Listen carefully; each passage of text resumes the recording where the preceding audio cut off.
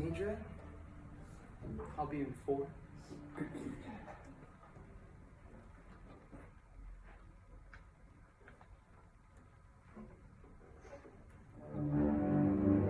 Yeah, so.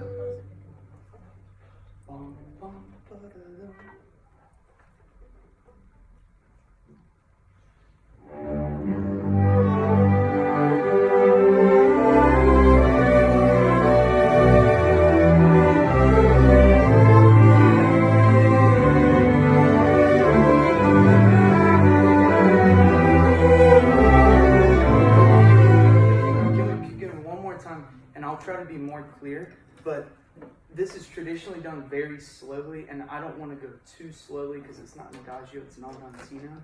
So let's all just, and it would help if we all could move a little bit more. I feel like we're kind of playing in sections, but we'll be a lot better together if we had some movement and breathing, even on the first note.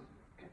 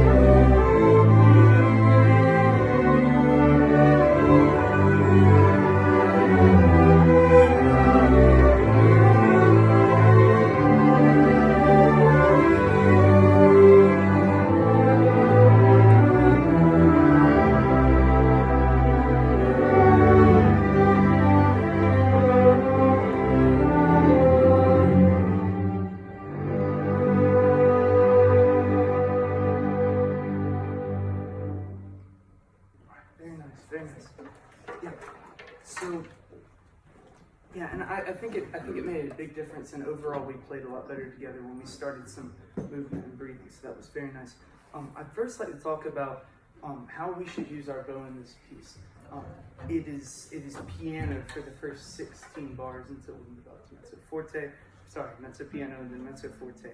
And I think we can all control the piano even more, use even less bow at the beginning, and be very connected in our bow strokes. And there's only a few staccatos marked. The rest is either slurred or asked to be very smoothly bowed.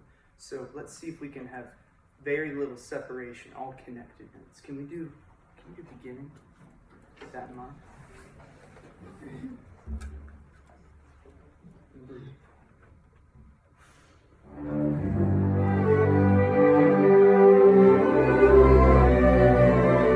It's already behind just a little bit.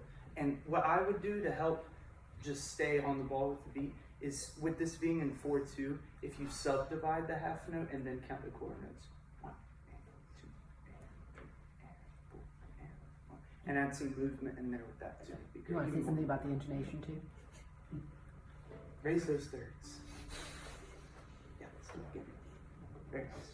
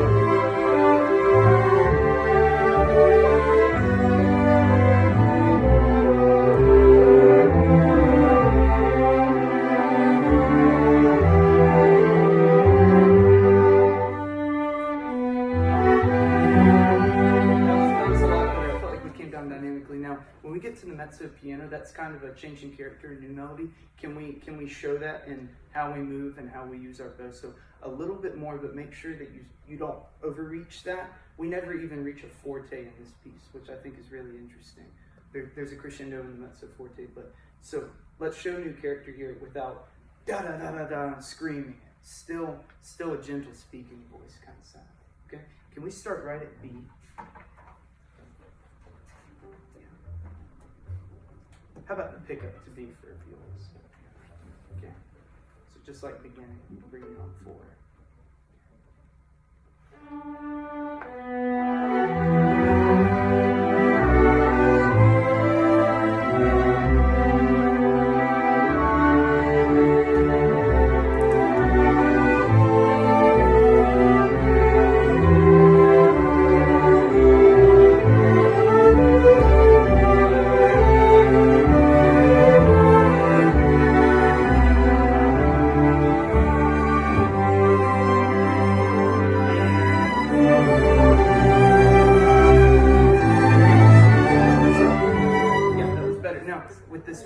Yeah, I think we may have gotten a little into it. That's okay, that's okay. So the mezzo forte, something interesting happens here. Violas, can you look back at A? Those half notes that you have there. Actually, let me start with this violins first and just first. Can you play it again? And everyone listen to this melody, okay?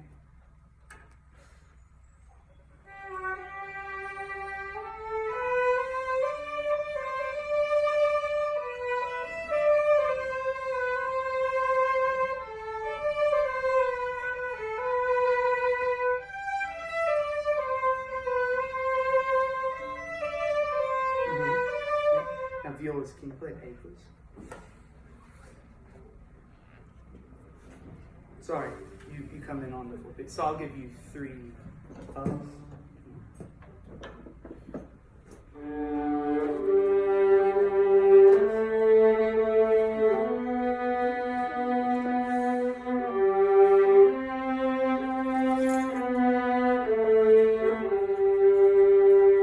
Very nice. Now, can the two of you play together, please? At the respective places you just asked. Yes. They're both melodies.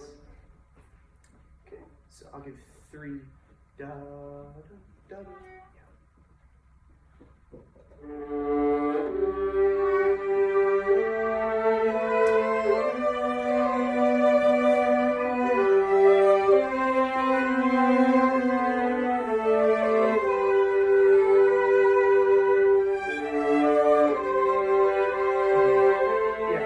So they both can occur at the same time, and they do. So violins, even when the mezzo forte happens, you take that melody and then parts start moving under you. So as we get louder, let's make sure that we don't overpower those when they have more of a moving line. Okay?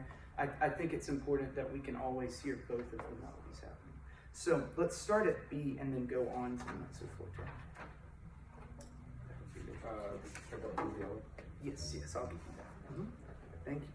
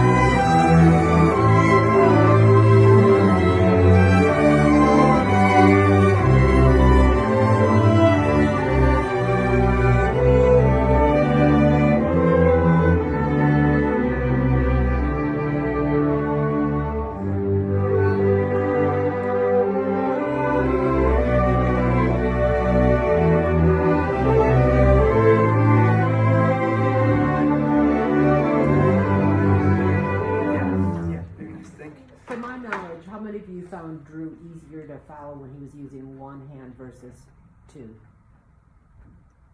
How many didn't think it made any difference? Okay.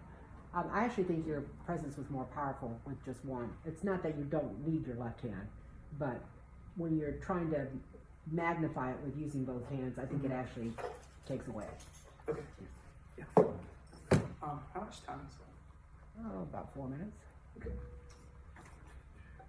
Can anyone tell me how we can sustain a dynamic without, the line goes up and comes down, but how can we sustain that dynamic in our bow changes? Can someone tell me? What do you have to do to keep playing piano?